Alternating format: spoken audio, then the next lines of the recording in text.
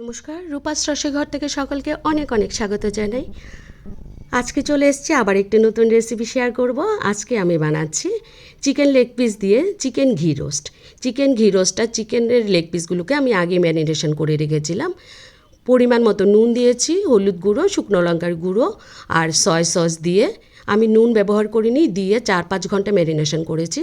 ম্যারিনেশনটা যার জন্য আমি দেখাতে পারিনি। এবার চিকেনটাকে নিয়েছি, নুন দেইনি আগে, পরিমাণ মতো নুন দিয়ে দিলাম, 1 টেবিল চামচের মতো কর্নফ্লাওয়ার, চাট মশলা,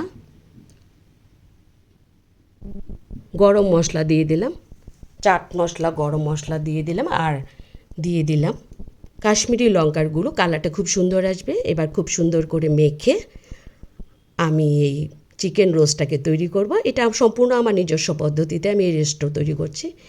গ্যাসটাকে জ্বালিয়ে দিলাম, কড়াইতে গ্যাসে প্যান বসিয়ে দিয়ে পরিমাণ মতো সাদা তেল দিয়ে দিলাম।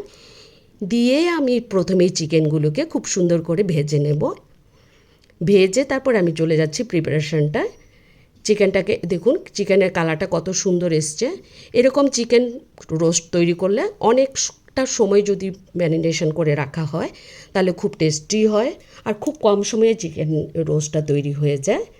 আমি চিকেনটা নামিয়ে নিচ্ছি। বন্ধুদের বলছি, আপনারা যারা ইউটিউব থেকে আমার রেসিপিটা দেখছেন, আমার চ্যানেলটা সাবস্ক্রাইব করে অবশ্যই আমার পাশে থাকবেন। আর যারা ফেসবুক থেকে দেখছেন, আমার পেজটা ফলো করে অবশ্যই আমাকে সাপোর্ট করে আমার পাশে থাকবেন।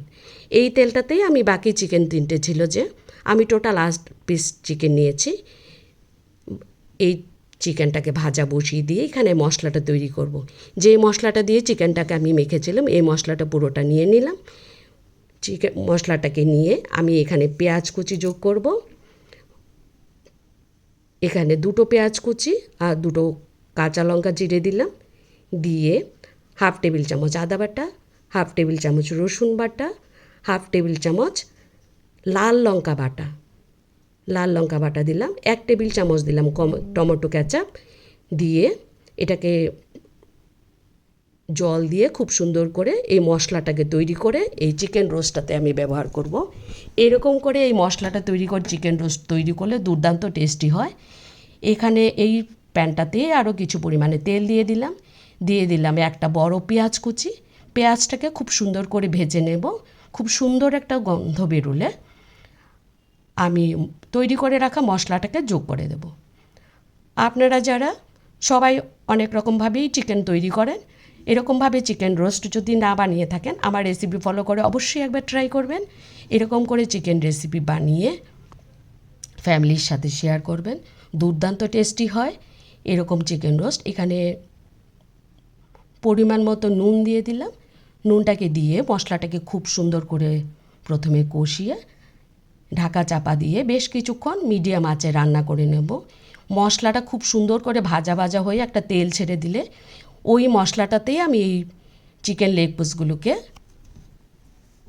মিশিয়ে নেব।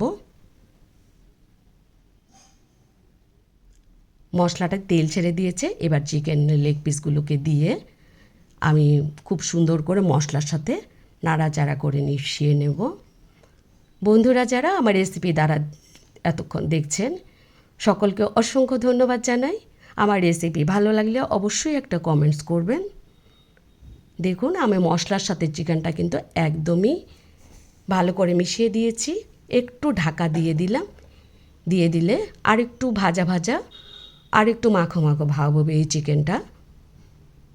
আমি পুরোটাই লেগ পিস দিয়ে করেছি, আপনারা ইচ্ছা করলে বড় পিস দিয়েও করতে পারেন। এখানে সামান্য পরিমাণে ঘি দিয়ে দিলাম। ঘি দিয়ে গ্যাসটাকে অফ করে দিলাম। গ্যাসটাকে অফ করে আরও 5 মিনিটের মতো ঢাকা দিয়ে রাখলাম। ঢাকা সরিয়ে এবার নামিয়ে দেখাচ্ছি চিকেনটা কত টেস্টি হয়েছে। চিকেন রোস্টটা, চিকেন ঘি রোস্ট ভাত, রুটি, পরোটা, পোলাওর সাথে দুর্দান্ত লাগে।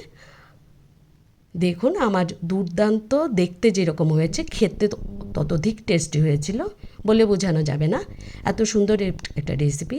এতক্ষণ যারা আমার রেসিপি দেখছিলেন সকলকে অসংখ্য ধন্যবাদ জানাই। সবাই ভালো থাকবেন, সুস্থ থাকবেন, আর দেখতে থাকবেন রূপাস রসেঘর। পরবর্তী রেসিপি দেখার আমন্ত্রণ জানিয়ে আজকের মতো এখানেই টাটা।